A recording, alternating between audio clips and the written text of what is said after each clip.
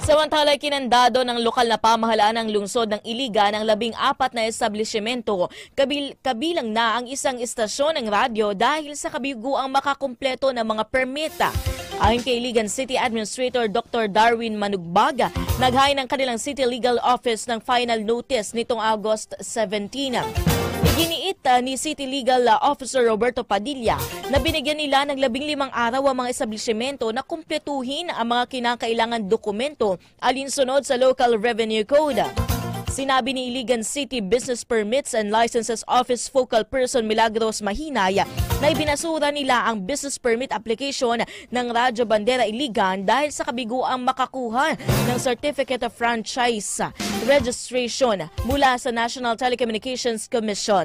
Paliwanag ni NTC Regional 10 Director Chodoro Buenavista Jr., binawi na nila ang frequency ng Radyo Bandera matapos bigong makakuha ng legislative franchise mula sa Kongreso.